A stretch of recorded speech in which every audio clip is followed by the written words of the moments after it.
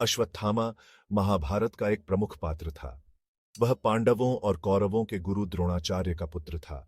कहा जाता है कि गुरु द्रोण को संतान नहीं हो रही थी। उन्होंने हिमालय की वादियों में स्थित तेपेश्वर महादेव के शिवलिंग की तपस्या की और भगवान शिव की कृपा से अश्वत्थामा का जन्म हुआ।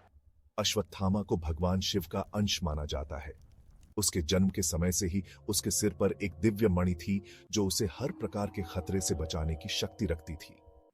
गुरु द्रोणाचार्य का जीवन बहुत ही संघर्ष से व्यतीत हो रहा था। एक बार द्रोणाचार्य हस्तिनापुर जाने का निर्णय लिया।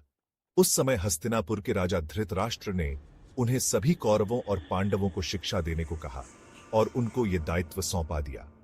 कौरवों और पांडवों ने एक साथ अश्वत्थामा के आश्रम में शिक्षा ग्रहण की। इस दौरान अश्वत्थामा ने भी शस्त्र और शास्त्र विद्या का अच्छी तरह से ज्ञान ले लिया। उसी दौरान अश्वत्थामा और दुर्योधन एक अच्छे मित्र बन गए आए। अश्वत्थामा महाभारत के महान योद्धाओं में से एक माना जाता है। एक समय युद्ध में अश्वत्थामा और द्रोणाचार्य पांडवों की सेना पर भारी पड़ रहे थे। महाभारत के युद्ध में अश्वत्थामा ने कौरवों की ओर से युद्ध लड़ा।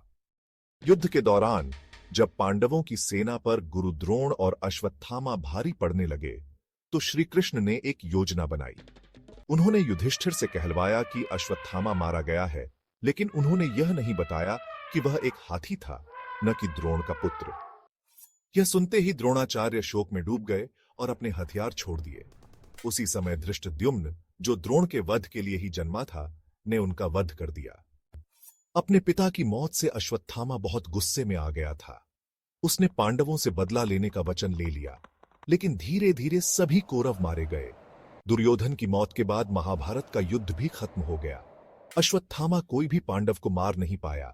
युद्ध समाप्त होने के बाद एक रात अश्वत्थामा चुपचाप पांडवों के शिविर में घुसा और पांडव समझकर द्रौपदी के 5 पुत्रों की हत्या कर दी।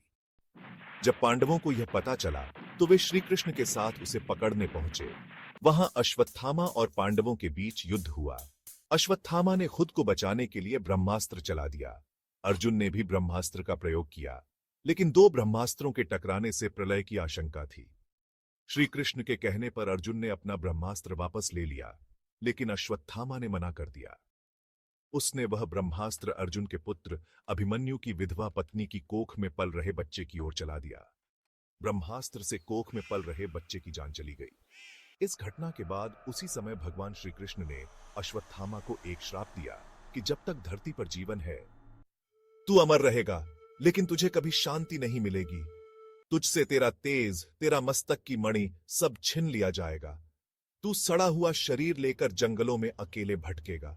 न तुझे मृत्यु मिलेगी न मुक्ति। अश्वत्थामा अमर तो बना, लेकिन यह अमरता वरदान नहीं, एक दुखद अभिशाप बन गई। आज भी मान्यता है कि वह कहीं इस धरती पर जीवित है, समय के अंत तक अपने पाप का फल भोग रहा है। अगर आपको यह वीडियो पसंद आया हो तो इसे लाइक करें और हमारे चैनल को सब्सक्राइब करना ना भूलें। नई अपडेट्स के लिए बेल आइकन भी जरूर दबाएं।